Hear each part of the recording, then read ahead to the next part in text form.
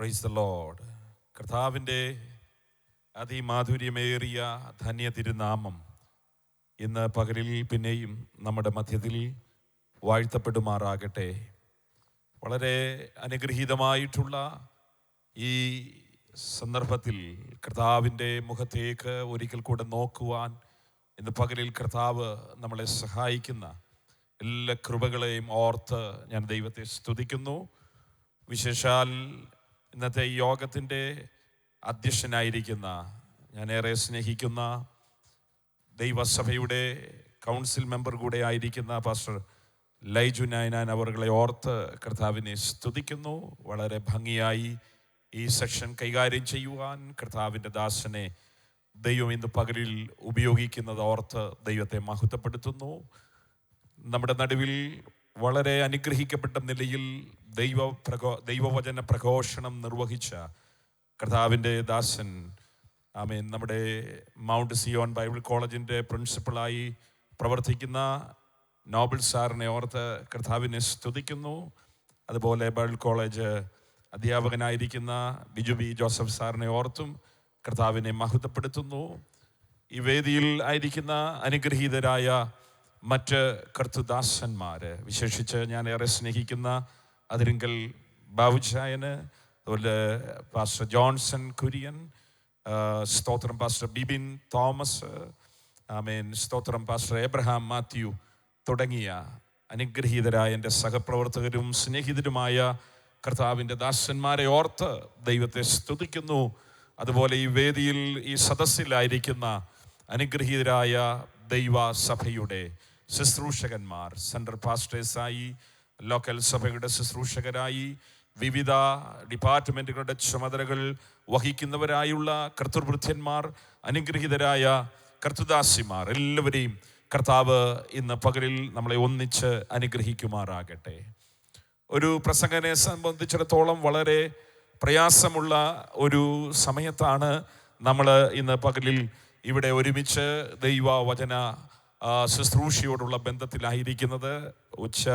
ഊണ് കഴിഞ്ഞ് ഒരു ഉച്ച മയക്കത്തിലേക്ക് കടക്കുന്ന ഒരു സന്ദർഭത്തിലാണ് ആമേൻ ഈ പകലിൽ ഈ സന്ദർഭത്തിൽ നമ്മളായിരിക്കുന്നത്. ആ ഒരു വെല്ലുവിളിയൊക്കെ അതിജീവിച്ച് ഇന്ന് പകലിൽ കർത്താവിൻ്റെ വചനത്തിൻ്റെ ചുറ്റാകെ നമുക്കായിരിക്കുവാൻ ദൈവത്തിൻ്റെ പരിശുദ്ധാത്മാവ് നമ്മളെ ശക്തീകരിക്കുകയും നമ്മളെ ബലപ്പെടുത്തുകയും ചെയ്യുമാറാകട്ടെ എന്ന് ഞാൻ ദൈവസന്നിധിയിൽ പ്രാർത്ഥിക്കുകയാണ്. ഇങ്ങനെ ഈ ഒരവസരം ഒരുക്കി തന്ന ദൈവസഭയുടെ അനുഗ്രഹീതനായ സ്റ്റേറ്റ് ഓവർസിയർ റവറൻഡ് വൈ റജീസ് അവരുടെ ഓർത്ത് കർത്താവിനെ മഹത്വപ്പെടുത്തുന്നു. അദ്ദേഹത്തോടുള്ള പ്രത്യേക നന്ദി ഈ സമയത്ത് ഓർപ്പിക്കുകയാണ്. അതുപോലെ ദൈവസഭയുടെ assistant overseer doctor Shibu K Mathew, state secretary pastor Sankutty Mathew, മറ്റ് പ്രോഗ്രാം കമ്മിറ്റി അംഗങ്ങൾ എന്നിവരോടുള്ള നന്ദിയെയും ഈ സമയത്ത് പ്രകാശിപ്പിക്കുന്നു. കർത്താവ് തൻ്റെ ദാസന്മാരെല്ലാം ഈ ദിവസങ്ങളിൽ അനുഗ്രഹിക്കുകയും കരങ്ങളിലെടുത്ത് ഉപയോഗിക്കുകയും ചെയ്യുമാറാകട്ടെ. ഇന്ന് പകലിൽ കർത്താവിൻ്റെ വിലപ്പെട്ട സാന്നിധ്യം നമ്മുടെ മധ്യത്തിലുണ്ടല്ലോ. ആ സാന്നിധ്യ ബോധത്തോടെ കർത്തൃസന്നിധിയിൽ നമുക്ക് തുടർന്നുമായിരിക്കാൻ കർത്താവ് സഹായിക്കട്ടെ. അല്പസമയത്തേക്ക് നിങ്ങളുടെ സവിശേഷമായ ശ്രദ്ധയെ ഇന്ന് പകലിൽ ഞാൻ ക്ഷണിക്കുകയാണ്. അല്പസമയത്തെ ചിന്തകൾക്ക് ആധാരമായി നമുക്ക് വിശുദ്ധ തിരുവെഴുത്തിൽ നിന്ന് ഒരു വേദഭാഗം വായിക്കാം. അപ്പോസ്തലനായ പൗലോസ് തീത്തോസിന് എഴുതിയ ലേഖനം 2-ാം അധ്യായം അതിൻ്റെ 12-ഉം 13-ഉം വാക്യങ്ങൾ പരസ്യമായി വായിക്കുന്നു. നാം ഭാഗ്യകരമായ പ്രത്യാശയ്ക്കായിട്ടും മഹാദൈവവും നമ്മുടെ രക്ഷിതാവുമായ യേശു ക്രിസ്തുവിൻ്റെ തേജസ്സിൻ്റെ പ്രത്യക്ഷതയ്ക്കായും കാത്തുകൊണ്ട് ഭക്തികേടും പ്രപഞ്ചമോഹങ്ങളും വർജിച്ചിട്ട് ഈ ലോകത്തിൽ സുബോധത്തോടും നീതിയോടും ദൈവഭക്തിയോടും കൂടെ ജീവിച്ചു പോരേണ്ടതിന് അത് നമ്മെ ശിക്ഷിച്ച് വളർത്തുന്നു. അനുഗ്രഹീതമായ ദൈവസഭയുടെ 103-ാമത് ജനറൽ കൺവെൻഷൻ്റെ ഈ വർഷത്തെ ചിന്താവിഷയം കർത്താവിൻ്റെ മടങ്ങിവരവും സഭയുടെ ഒരുക്കവും എന്നുള്ളതാണല്ലോ. ഈ കഴിഞ്ഞ ഒരാഴ്ചയായി വിവിധ സമ്മേളനങ്ങളിലൂടെ ഈ വിഷയത്തെ അതിൻ്റെ വിവിധ വീക്ഷണകോണുകളിൽ നിന്നുകൊണ്ട് അപഗ്രഥിച്ച് വിവിധ ചിന്താധാരകൾ അനുഗ്രഹീതരായ ദൈവഭൃത്യന്മാർ നമ്മുടെ നടുവിൽ നൽകി തന്നുകൊണ്ടിരിക്കുകയാണ്. ആ വിഷയത്തെ വിവിധ നിലകളിൽ ചർച്ച ചെയ്യുവാനും ആ വിഷയത്തെ സമീപിക്കുവാനും മനസ്സിലാക്കുവാനും ഒക്കെ ദൈവത്തിൻ്റെ പരിശുദ്ധാത്മാവ് നമ്മളെ ഈ ദിവസങ്ങളിൽ സഹായിച്ചുകൊണ്ടിരിക്കുകയാണ്. എൻ്റെ ഓർമ്മയിൽ ഇപ്പോൾ തന്നെ ഒരു 10-20 മെസ്സേജുകൾ ഈ വിഷയത്തെ ഉദ്ധരിച്ച് നാം കേൾക്കുകയുണ്ടായി.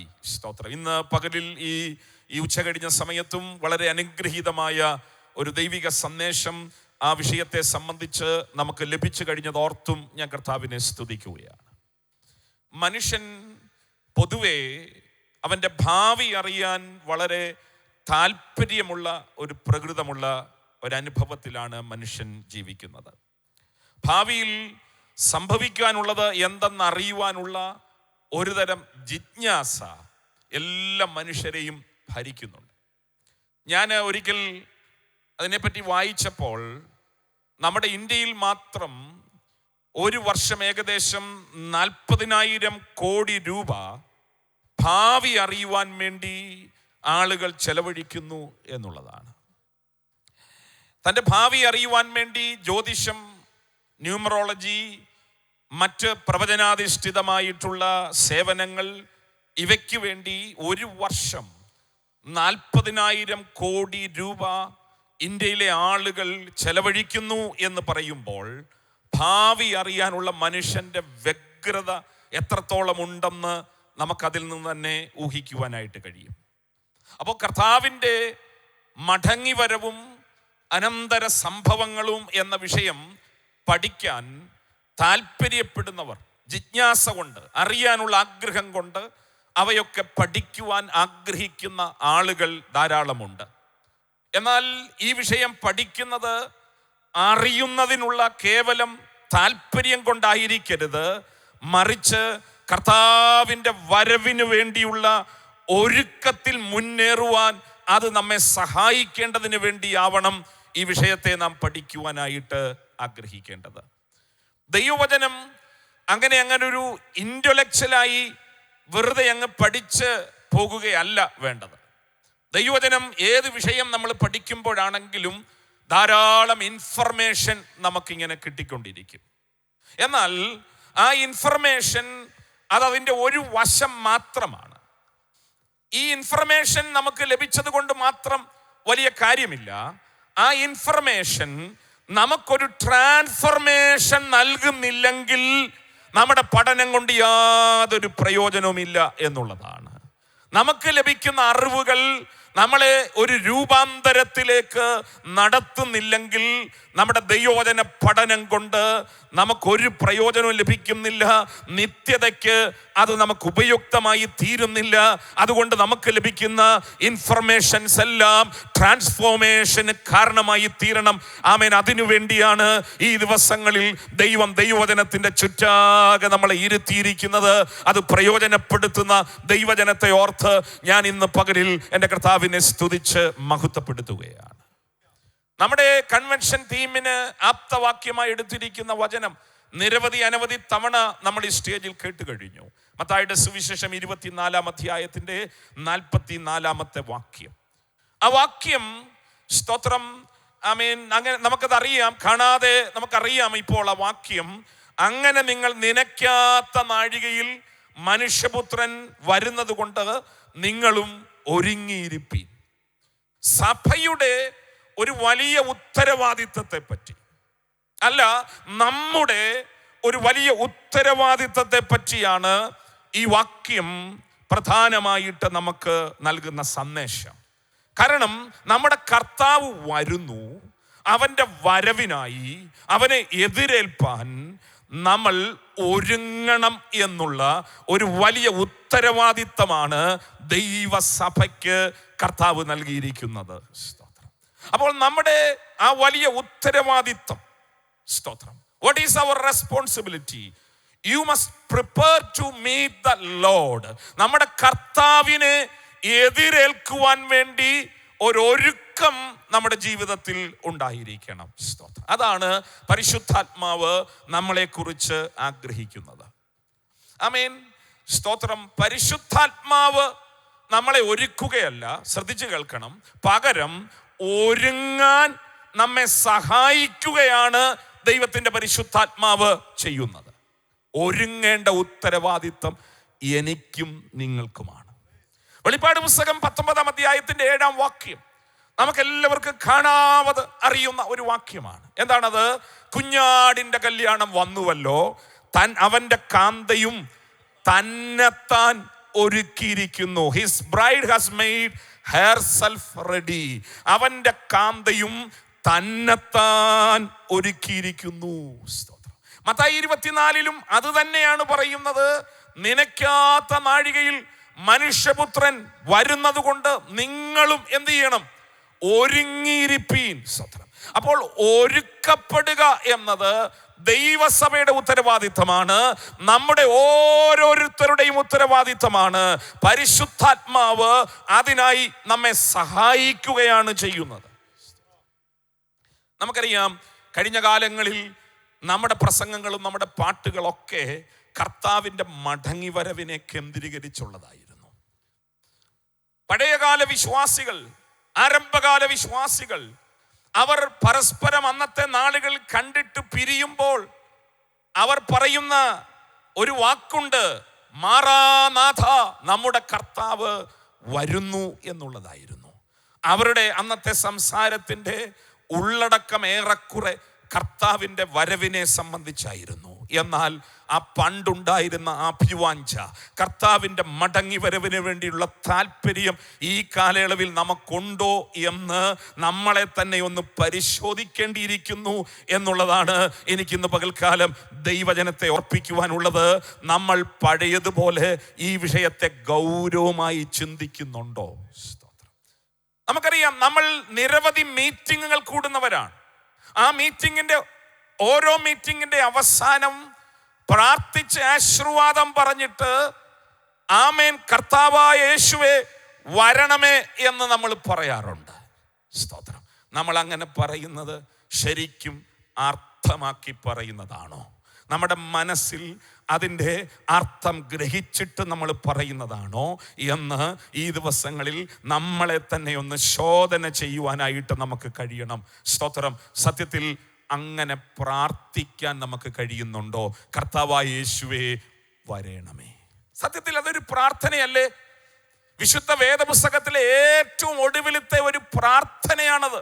വെളിപ്പാട് പുസ്തകം 22-ാം അധ്യായം അതിൻ്റെ 10-ാം വാക്യം അപ്പോസ്തലൻ യോഹന്നാൻ പറയാണ്, ഇത് സാക്ഷീകരിക്കുന്നവൻ അതേ ഞാൻ വേഗം വരുന്നു എന്ന് പറയുമ്പോൾ അതിനെ സ്ഥിരീകരിച്ചുകൊണ്ട്, അതിനോട് യോജിച്ചുകൊണ്ട്, അതിനെ അംഗീകരിച്ചുകൊണ്ട് ആമേൻ അപ്പോസ്തലൻ കുറിക്കുകയാണ്.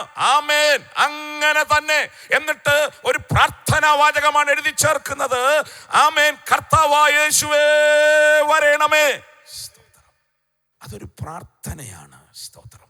വെളിപ്പാട് പുസ്തകം, സ്തോത്രം, ആമേൻ, അതിൻ്റെ ഒടുവിലത്തെ അധ്യായത്തിലേക്ക് വരുമ്പോൾ നമ്മുടെ കർത്താവായ യേശു ക്രിസ്തുവിൻ്റെ മടങ്ങി വരവിൻ്റെ ആകസ്മികതയും അതിൻ്റെ ശീഘ്രതയും ആമേൻ ഓർപ്പിച്ചുകൊണ്ട്, സ്തോത്രം, വ്യക്തമാക്കിക്കൊണ്ട് ഇതാ ഞാൻ വേഗം വരുന്നു എന്ന് അതേ അധ്യായത്തിൽ 3 പ്രാവശ്യം രേഖപ്പെടുത്തിയിരിക്കുകയാണ്.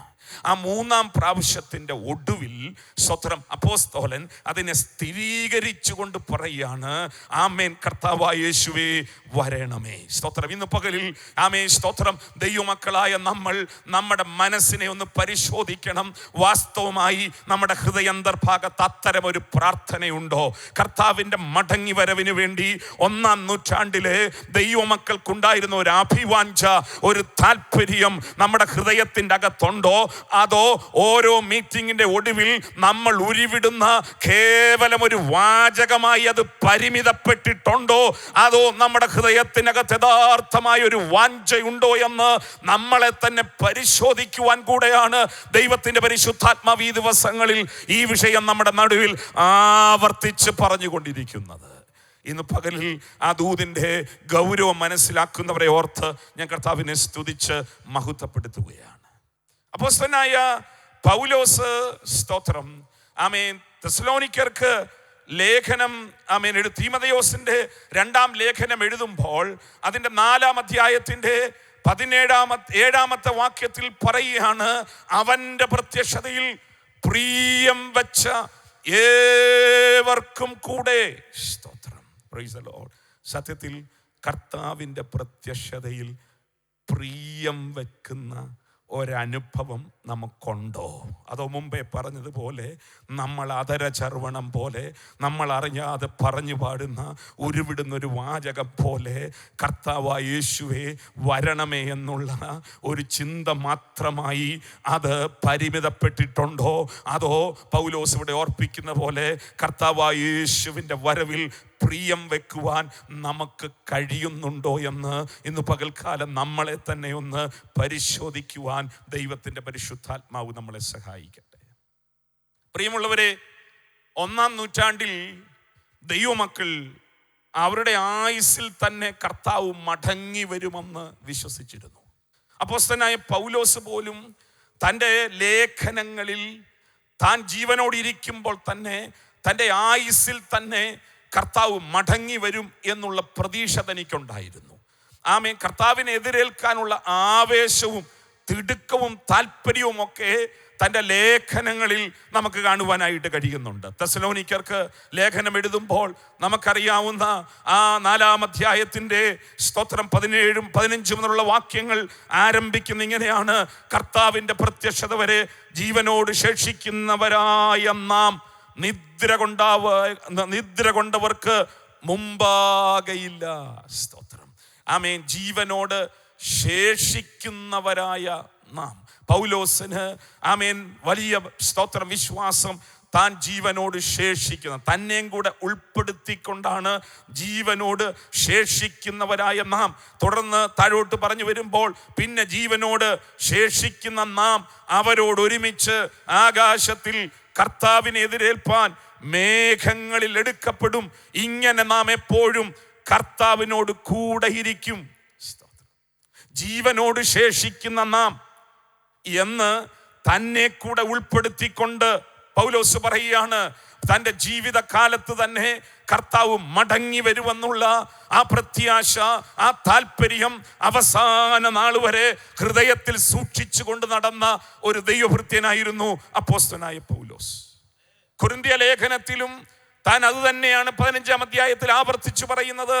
ഞാൻ ഒരു മർമ്മം നിങ്ങളോട് പറയാം, നാം എല്ലാവരും നിദ്ര കൊള്ളുകയില്ല, എന്നാൽ അന്ത്യകാഹളനാദത്തിങ്കൽ പെട്ടെന്ന് കണ്ണിമയ്ക്കുന്നതിടയിൽ നാം എല്ലാവരും രൂപാന്തരപ്പെടും.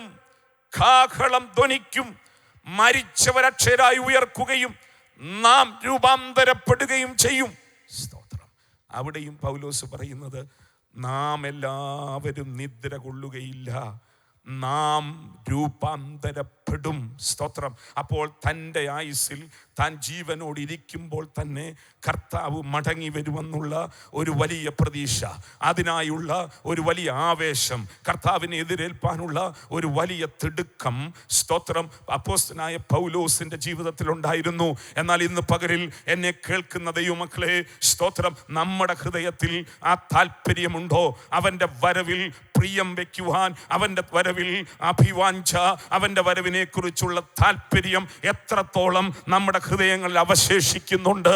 ഈ മഹായോഗത്തിൽ, ഈ ദിവസങ്ങളിലെ വചന കേൾവിയിലൂടെ നമ്മുടെ ഹൃദയത്തിൽ ആ പ്രിയം, കർത്താവിൻ്റെ വരവിനായുള്ള താല്പര്യം, ആ ആവേശം, ആ തിടുക്കം നമ്മുടെ ഹൃദയ അന്തർഭാഗത്ത് ഉയരുവാൻ ദൈവത്തിൻ്റെ പരിശുദ്ധാത്മാവ് നമ്മളെക്കുറിച്ച് ആഗ്രഹിക്കുന്നു.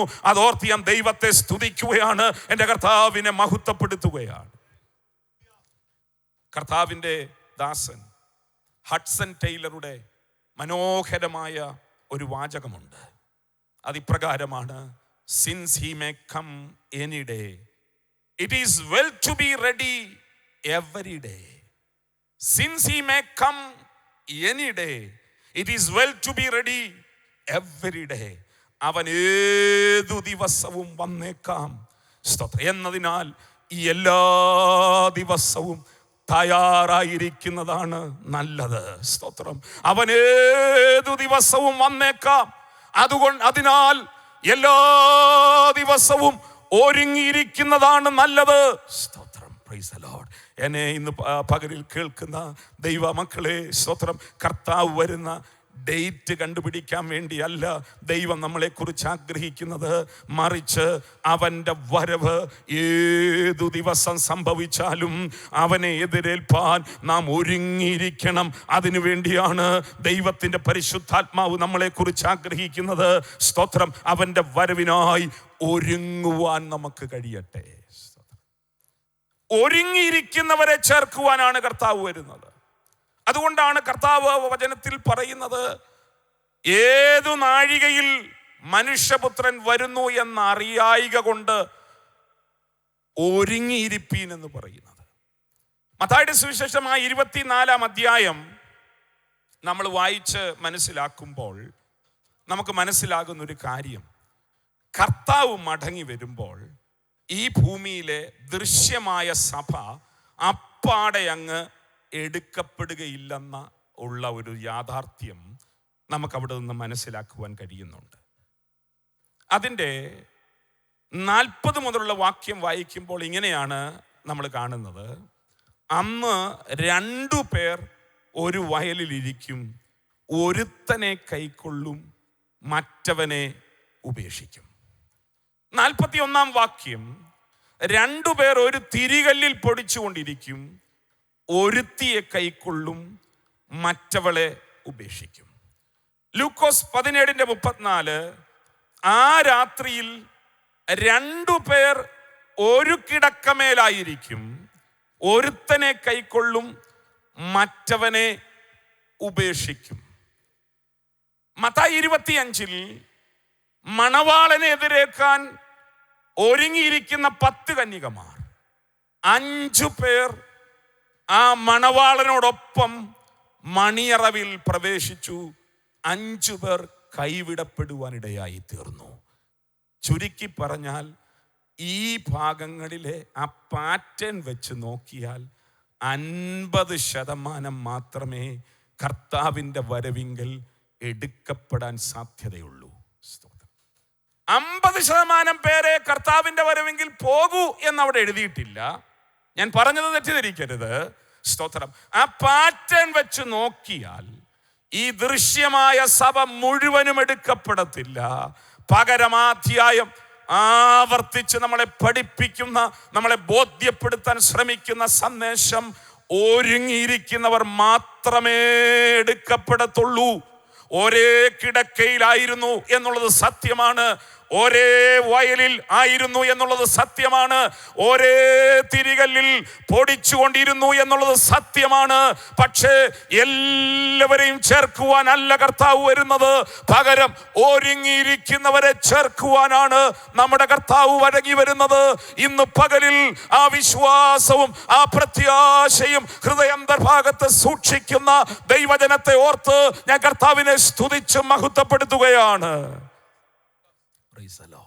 നമ്മുടെ കർത്താവിൻ്റെ വരവിനായി സ്തോത്രം ഒരുങ്ങുക എന്നുള്ളത് എത്രത്തോളം പ്രാധാന്യമുള്ള വിഷയമാണെന്ന് ഇത് നമ്മളെ പഠിപ്പിക്കുകയാണ്.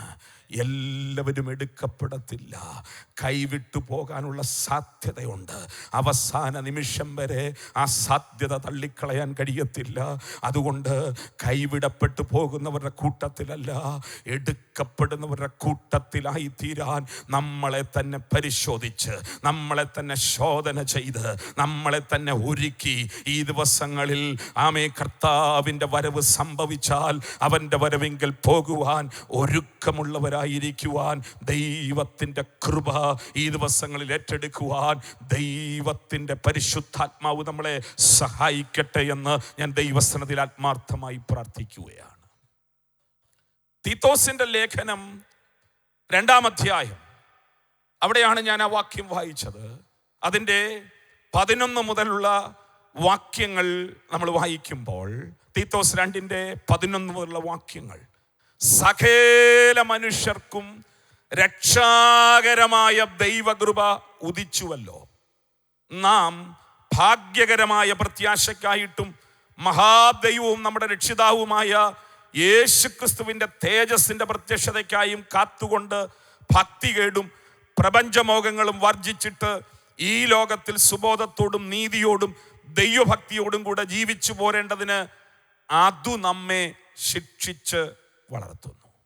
13-ാം വാക്യത്തിൻ്റെ ഒടുവിൽ നമ്മൾ ഇങ്ങനെയാണ് വായിക്കുന്നത്, അതു നമ്മെ ശിക്ഷിച്ച് വളർത്തുന്നു. ഏതാണ് നമ്മളെ ശിക്ഷിച്ച് വളർത്തുന്നത്? അതിൻ്റെ ഉത്തരം 11-ാം വാക്യത്തിലുണ്ട്. സകല മനുഷ്യർക്കും രക്ഷാകരമായ ദൈവകൃപ ഉദിച്ചുവല്ലോ. സ്തോത്രം. അതു നമ്മെ ശിക്ഷിച്ചു വളർത്തുന്നു. ഏത്? ദൈവത്തിൻ്റെ കൃപ. ദൈവത്തിൻ്റെ കൃപ ഒരു ടീച്ചറെ പോലെ, ബുദ്ധിമാനായ അധ്യാപകനെ പോലെ നിന്നുകൊണ്ട് സ്തോത്രം നമ്മളെ സ്തോത്രം ശിക്ഷിച്ച് വളർത്തുകയാണ്. എങ്ങനെ ജീവിക്കണമെന്നും എങ്ങനെ ജീവിക്കരുതെന്നും നമ്മളെ പഠിപ്പിക്കുകയാണ്. അവിടെ 13-ാം വാക്യത്തിൽ കാണുന്ന ശിക്ഷിച്ചു എന്ന വാക്ക് പണിഷ്മെന്റ് എന്ന അർത്ഥത്തിലല്ല, പകരം ശിക്ഷണം, ഡിസൈപ്ലിനിങ്, സ്തോത്രം, ശിക്ഷണം എന്ന അർത്ഥത്തിലാണ് ഉപയോഗിച്ചിരിക്കുന്നത്. അതായത് ആ വാക്യത്തിൻ്റെ ശരിയായ ആശയം, അത് നമ്മെ ശിക്ഷണം നൽകി വളർത്തുന്നു. സ്തോത്രം. ഇനി അടുത്തത്, ഈ ശിക്ഷണം തരുന്നതിൻ്റെ ലക്ഷ്യം എന്താണ്? 12-13 വാക്യങ്ങളിൽ അത് പറഞ്ഞിട്ടുണ്ട്. ഈ ശിക്ഷണം എന്തിനു വേണ്ടിയാണ്? 2 കാര്യങ്ങൾക്ക് വേണ്ടിയാണ്. ഒന്ന്, നമ്മുടെ ഭാഗ്യകരമായ പ്രത്യാശ വർദ്ധിപ്പിക്കുവാൻ. 2, കർത്താവിൻ്റെ പ്രത്യക്ഷതയെ കാത്തിരിക്കുവാൻ. ഒറ്റ വാക്യത്തിൽ ഇതിനെ ഒന്ന് സംക്ഷേപിച്ചു പറഞ്ഞാൽ, കർത്താവിൻ്റെ വരവിനു വേണ്ടി നമ്മളെ ഒരുക്കുക എന്നതാണ് ഈ ശിക്ഷണത്തിൻ്റെ ലക്ഷ്യമെന്ന് പറയുന്നത്. ദൈവത്തിൻ്റെ പരിശുദ്ധാത്മാവ്, ദൈവത്തിൻ്റെ ആ അനന്തമായ കൃപ ഒരു ബുദ്ധിമാനായ അധ്യാപകനെ പോലെ നിന്നുകൊണ്ട് എങ്ങനെ ജീവിക്കണമെന്നും എങ്ങനെ ജീവിക്കരുതെന്നും നമുക്ക് ശരിയായ ശിക്ഷണം നൽകി നമ്മളെ സ്തോത്രം മുമ്പോട്ട് നടത്തുകയാണ് എന്നാണ് ആ വാക്യം പറയുന്നത്. സ്തോത്രം. അപ്പോൾ ഇനി എന്താണ് നമുക്ക് ലഭിക്കുന്ന ശിക്ഷണം? 12-13 വാക്യങ്ങളിൽ 3 ക്രിയാപദങ്ങൾ, 3 ആക്ഷൻ വേർഡ്സ്, 3 ക്രിയാപദങ്ങൾ അപ്പോസ്തലൻ ഉപയോഗിച്ചിട്ടുണ്ട്. 12-ാം വാക്യത്തിൻ്റെ ഒടുവിൽ കാത്തുകൊണ്ട്, 13-ാം വാക്യത്തിൻ്റെ ആരംഭ ഭാഗത്ത് വർജിച്ചിട്ട്, 13-ാം വാക്യത്തിൻ്റെ ഒടുവിലത്തെ ഭാഗത്ത് ജീവിച്ചു പോരേണ്ടതിന്. ഇങ്ങനെ ഈ 2 വാക്യങ്ങളിൽ 3 ക്രിയാപദങ്ങൾ പൗലോസ് കുറിക്കുകയാണ്. 1 വർജിക്കുക, 2 ജീവിക്കുക, 3 കാത്തിരിക്കുക. 1 വർജിക്കുക, 2 ജീവിക്കുക, 3 കാത്തിരിക്കുക. അപ്പോൾ എന്താണ് നമ്മൾ വർജിക്കേണ്ടത്? ഈ വർജനം എന്ന വാക്ക് നമ്മുടെ വ്യക്തിപരമായ ഒരു തീരുമാനമാണ്. It's A personal decision.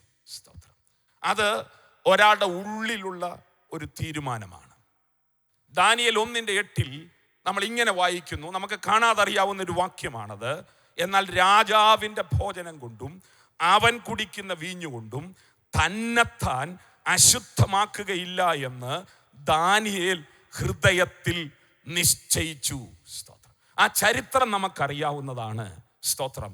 ഒരു അന്യദേശത്ത് രാജാവിനെ പ്രീതിപ്പെടുത്തണോ പകരം ദൈവത്തെ പ്രീതിപ്പെടുത്തണമോ എന്നൊരവസ്ഥ ദാനിയേലിന്റെ മുമ്പിൽ ഉണ്ടായപ്പോൾ, സ്തോത്രം, കോൺസിക്വൻസ് വകവയ്ക്കാതെ, വരാൻ പോകുന്ന ദുരന്ത ഫലങ്ങളെ ഓർക്കാതെ താൻ ഒരു വലിയ തീരുമാനമെടുക്കുകയാണ്.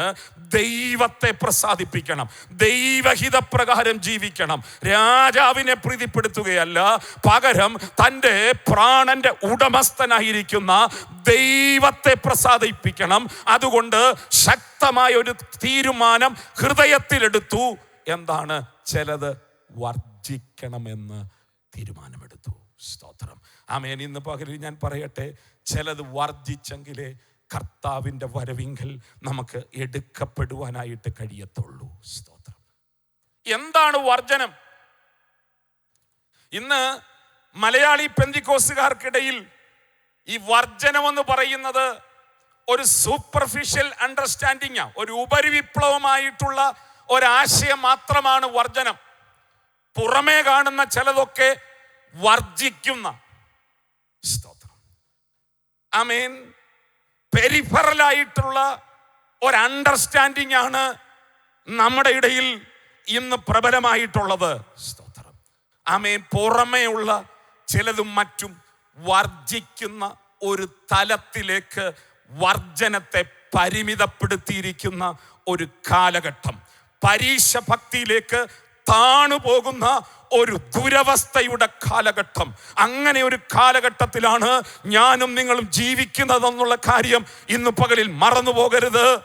യേശു ക്രിസ്തുവിന്റെ ഭാഷയിൽ പറഞ്ഞാൽ പരീശന്മാരെ നോക്കി, കപടഭക്തന്മാരെ നോക്കി നിശ്ചിതമായി വിമർശിച്ച ആ വാക്കുകളെ കടമെടുത്തു പറഞ്ഞാൽ കൊതുകിനെ അരിക്കുകയും ഒട്ടകത്തെ വിഴുങ്ങുകയും ചെയ്യുന്ന ഒരു കാലഘട്ടം.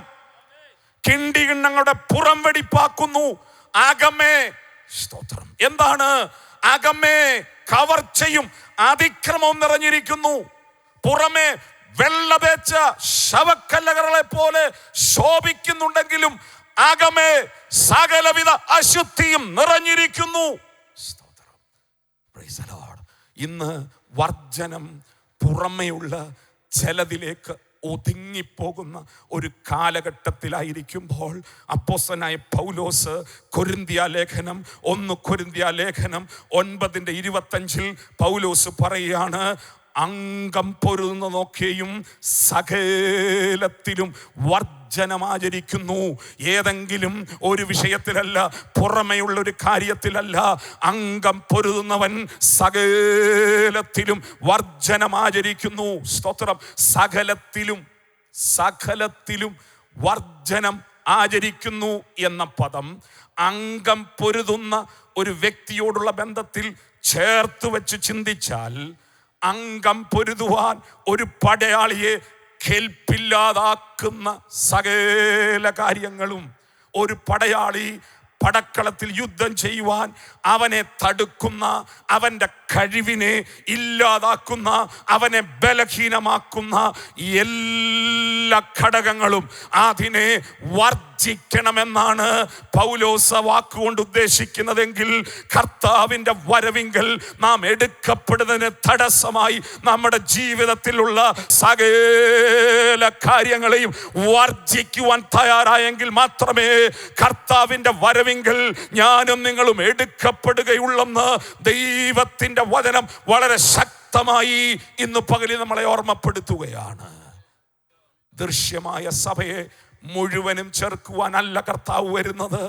ഒരേ വയലിലാണ് അവരായിരുന്നത്, ഒരേ ആമേൻ സ്തോത്രം, ആമേൻ കിടക്കയിലാണ് അവർ കിടന്നത്, ഒരേ തിരികല്ലിലാണ് പൊടിച്ചത്, ഒരേ അവസ്ഥയിലായിരുന്നു, ഒരേ സംഘടനയിലായിരിക്കാം, ഒരേ പായിലായിരിക്കാം ഇരുന്ന് ആരാധിക്കുന്നത്.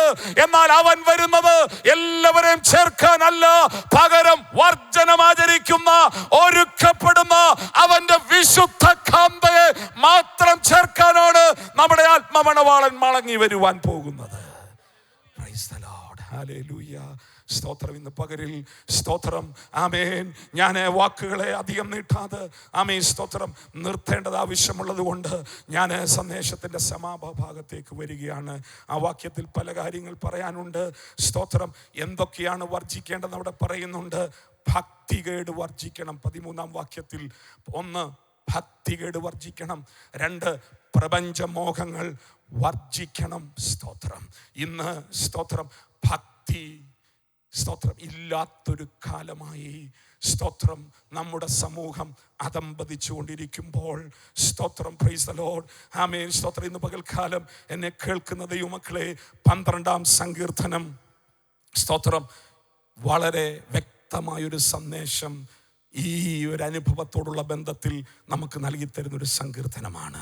ആ സങ്കീർത്തനത്തിൽ സ്തോത്രം നമുക്ക് കാണാൻ കഴിയുന്നത് ഒരു നിലവിളിയോടുകൂടെയാണ് ആ സങ്കീർത്തനം ആരംഭിക്കുന്നത്. സ്തോത്രം, ആമേൻ സ്തോത്രം. യഹോവേ രക്ഷിക്കണമേ, സ്തോത്രം എന്നുള്ള ഒരു നിലവിളി. ഭക്തന്മാർ ഇല്ലാതെ പോകുന്നു, വിശ്വസ്തന്മാർ മനുഷ്യപുത്രന്മാരിൽ കുറഞ്ഞിരിക്കുന്നു.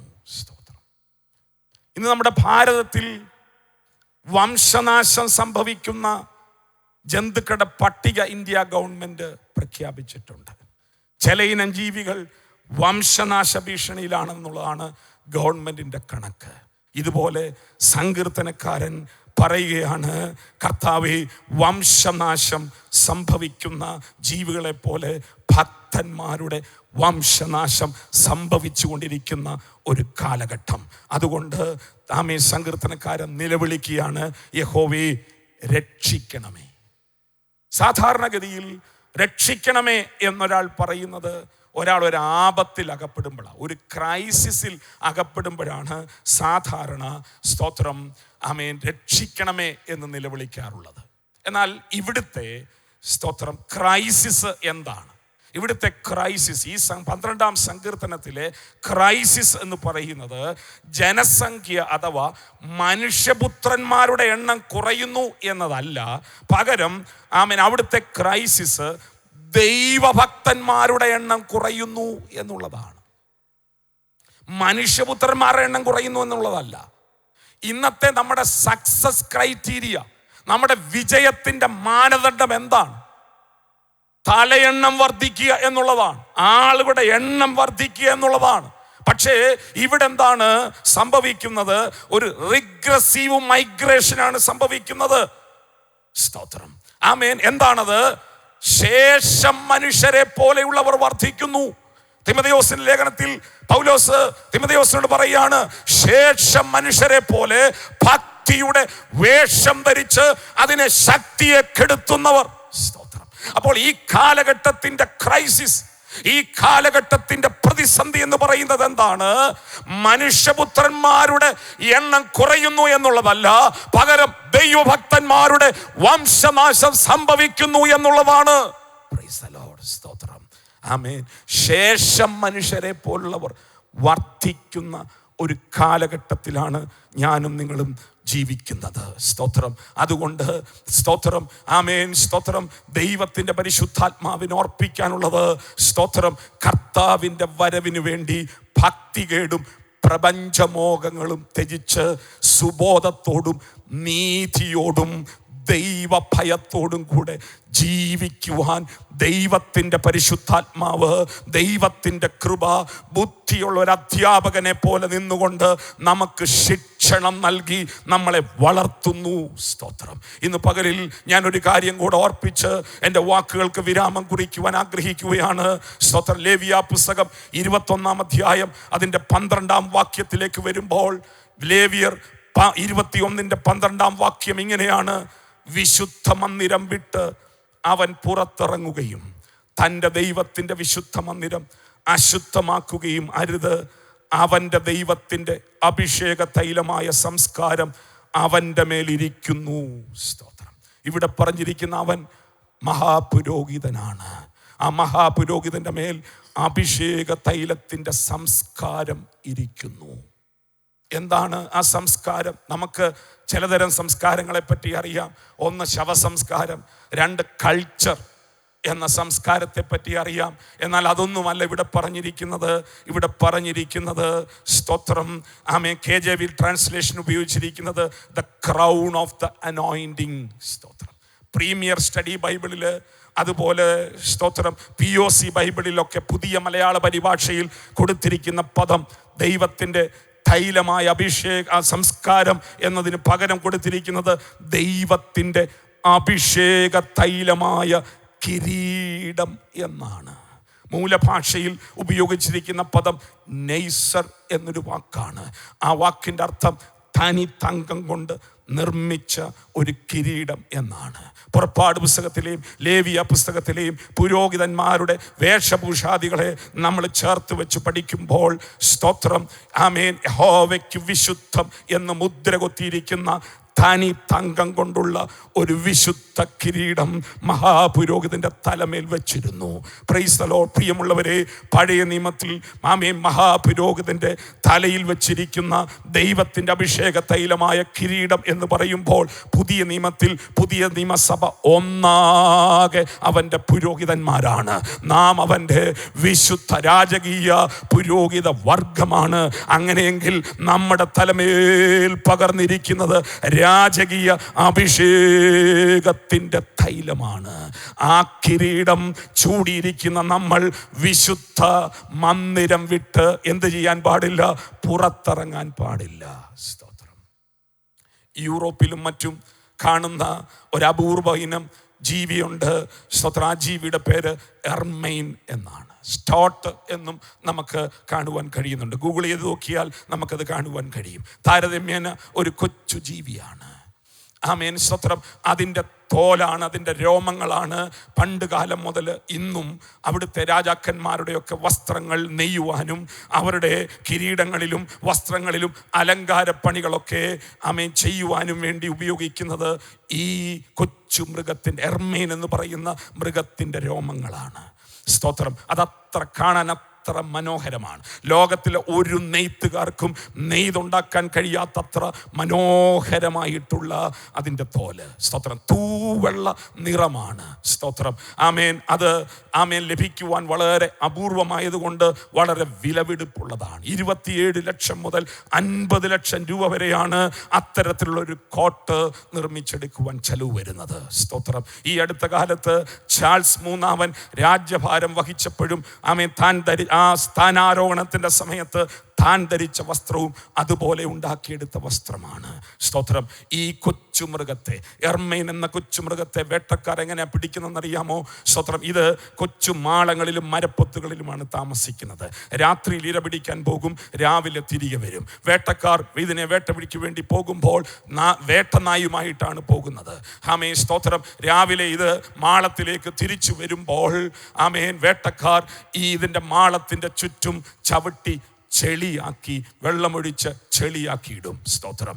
ആമേൻ. എന്നിട്ട് അതിൻ്റെ വശത്തൂടെ അകത്തോട്ട് പോകുവാൻ തക്കവണ്ണം ചെളിയില്ലാത്ത ഒരല്പം സ്ഥലം കാണും. ഈ ജീവിയെ പറ്റി പറയുന്നത്, ജീവൻ പോയാൽ പോലും ചെളിയിൽ ചവിട്ടി തൻ്റെ തൂവള്ള രോമങ്ങൾ മലിനമാക്കാൻ ഇഷ്ടപ്പെടാത്തൊരു ജീവിയാണ്. അപ്പോൾ അതുകൊണ്ട് ഈ വശത്തൂടെയുള്ള ചെളിയില്ലാത്ത സ്ഥലത്തൂടെ അതിൻ്റെ കൂട്ടിൻ്റെ അകത്തേക്ക് അത് ചെല്ലുമ്പോൾ, സ്തോത്രം, ആമേൻ, അവിടെയാണ് അതിൻ്റെ ട്വിസ്റ്റ്. സ്തോത്രം. ഈ മാളത്തിൽ നിന്ന് 6-7 അടി അകലത്തിൽ, സ്തോത്രം, മുമ്പോട്ട് പോകാൻ കഴിയാതെ മൊത്തം ചെളിയാക്കിയിട്ടിരിക്കും. സ്തോത്രം. അപ്പോൾ ചെളിയിൽ ചവിട്ടാൻ ഇഷ്ടപ്പെടാത്ത ഈ എർമൈൻ എന്ന കൊച്ചു ജീവി തിരിച്ച് ആ വഴിയിലൂടെ തിരികെ വരുമ്പോഴാണ് ഈ വേട്ടക്കാർ വേട്ടപ്പട്ടിയെ രംഗത്തേക്ക് കൊണ്ടുവരുന്നത്. സ്തോത്രം.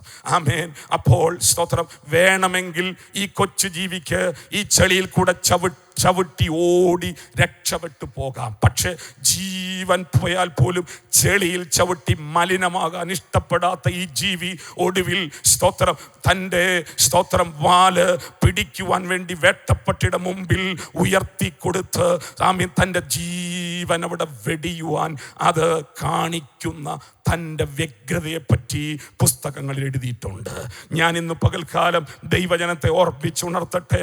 കേവലം ഒരു ജീവി തൻ്റെ ആ വെളുത്ത രോമമുള്ള തുകല് ചെളി പകരുന്നതിനേക്കാളും മലീമസമാകുന്നതിനേക്കാളും തൻ്റെ ജീവൻ നഷ്ടപ്പെടുന്നതാണ് അതിനേക്കാൾ വലുത് എന്ന് കരുതുന്ന ഒരു കൊച്ചു ജീവി അങ്ങനെ ചിന്തിക്കുന്നെങ്കിൽ, ദൈവത്തിൻ്റെ സാദൃശ്യത്തിൽ ആമേൻ നിർമ്മിക്കപ്പെട്ട അവൻ്റെ പുത്രന്റെ ചോരയാൽ വീണ്ടെടുക്കപ്പെട്ട നാം അവൻ്റെ വരവിൽ എടുക്കപ്പെടാൻ എത്ര വിശുദ്ധിയോട്, എത്ര ഭക്തിയോട് നാം ജീവിക്കണമെന്നുള്ളത് നമ്മുടെ ജീവിതത്തിൽ ഒരു വലിയ വെല്ലുവിളിയാണ് ഇന്ന് പകൽക്കാലം ഉയർത്തുന്നത്. എത്ര പേർക്ക് ഇന്ന് പകൽക്കാലം ആ വെല്ലുവിളി ഏറ്റെടുക്കുവാൻ കഴിയും? ആമേൻ. സ്തോത്രം. എൻ്റെ കർത്താവിന് വേണ്ടി ജീവൻ പോകുന്നത് വരെ, അവസാന നിമിഷം വരെ ദൈവഭക്തി വെടിയാതെ, ദൈവത്തിന്റെ കൃപ വെടിയാതെ, അവസാന ശ്വാസത്തോളം അവന് വേണ്ടി വിശുദ്ധനായി, അവന് വേണ്ടി വിശുദ്ധമതിയായി, അവന് വേണ്ടി ഭക്തിയോടെ, കൃപയോടെ ജീവിക്കുവാൻ ഞാൻ എന്നെ സമർപ്പിക്കുന്നു എന്ന് ഇന്ന് പകൽക്കാലം സമർപ്പണമുള്ളവരെ ഓർത്ത് ഞാൻ ദൈവത്തെ സ്തുതിക്കുകയാണ്. Praise the lord. ദാനിയേലിനെ പോലെ, ശദ്രക്ക് മേശക്ക് അബേദ്നെഗോവിനെ പോലെ സ്തോത്രം വഷളായി പോകുന്ന ഒരു തലമുറയിൽ, എന്തിനും ഏതിനും അനുരഞ്ജനപ്പെടുന്ന ഒരു തലമുറയിൽ അനുരഞ്ജനപ്പെടാതെ സ്തോത്രം പ്രൈസ് ദി ലോർഡ് ആമേൻ സ്തോത്രം ലോകത്തിന്റെ മോഹങ്ങൾക്ക് വഴങ്ങിക്കൊടുക്കാതെ ആമേൻ ഈ ദൈവം വിടുവിച്ചോരുമില്ലെങ്കിലും രാജാവേ നീ നിർത്തിയ ബിംബത്തെ സേവിക്കുകയില്ലെന്നുള്ള ഉറച്ച തീരുമാനത്തോടെ, ഉറച്ച കാൽവയ്പോടെ നിന്ന ആ ദൈവ മനുഷ്യരെ പോലെ ഇന്ന് പകൽക്കാലം എന്നെ കേൾക്കുന്ന ദൈവമക്കളെ, കർത്താവിൻ്റെ വരവിങ്കൽ ആമേൻ എടുക്കപ്പെടാൻ വിശുദ്ധിയെ തികച്ച് ഒരുങ്ങി നിൽക്കാൻ താല്പര്യമുള്ളവർക്കായി ഞാൻ ദൈവത്തെ സ്തുതിക്കുകയാണ്. An uncompromised people in a compromising world. ആമേൻ. ദാനിയേലും ശദ്രക്കും അബേദ്നെഗോവും ഒക്കെ അങ്ങനെ ഒരു ജനറേഷൻ ആയിരുന്നു. Uncompromised generation in a compromising world. എന്തിനും ഏതിനോടും താതാത്മ്യപ്പെടുന്ന, എന്തിനും ഏതിനോടും അനുരഞ്ജനപ്പെടുന്ന, എന്തിനും ഏതിനോടും വിട്ടുവീഴ്ചയ്ക്ക് തയ്യാറാകുന്ന ഈ കാലഘട്ടത്തിൽ വിട്ടുവീഴ്ചയില്ലാതെ ദൈവത്തിന്റെ നാമത്തിന്റെ വിശുദ്ധിക്ക് വേണ്ടി, വേർപാടിനു വേണ്ടി പിതാക്കന്മാർ വച്ച അതിരുകളെ മാറ്റിക്കളയാതെ വിശുദ്ധിയോട് ജീവിക്കുന്ന ഒരു ജനത, അവരെ ചേർക്കാനാണ് നമ്മുടെ കർത്താവ് വരുന്നത്. ഇന്ന് പകൽ നമ്മളെ തന്നെ ഈ വചനത്തിന് മുമ്പാകെ ഒന്നേൽപ്പിച്ചു കൊടുത്താട്ട്. അതേ സ്തോത്രം, മാറന്നഥ നമ്മുടെ കർത്താവ് വരുന്നു. ആമേ സ്തോത്രം. നമ്മുടെ കർത്താവിൻ്റെ വരവിൽ അവനെ എതിരേൽക്കുവാൻ നമുക്കൊരുക്കപ്പെടാം. ഈ പകലിൽ ഈ വചനങ്ങളാൽ കർത്താവ് നമ്മളെ സമൃദ്ധിയായിട്ട് അനുഗ്രഹിക്കട്ടെ എന്നർപ്പിച്ചുകൊണ്ട് എൻ്റെ വാക്കുകളെ ചുരുക്കുന്നു. കർത്താവ് നമ്മളെ അനുഗ്രഹിക്കുമാറാകട്ടെ.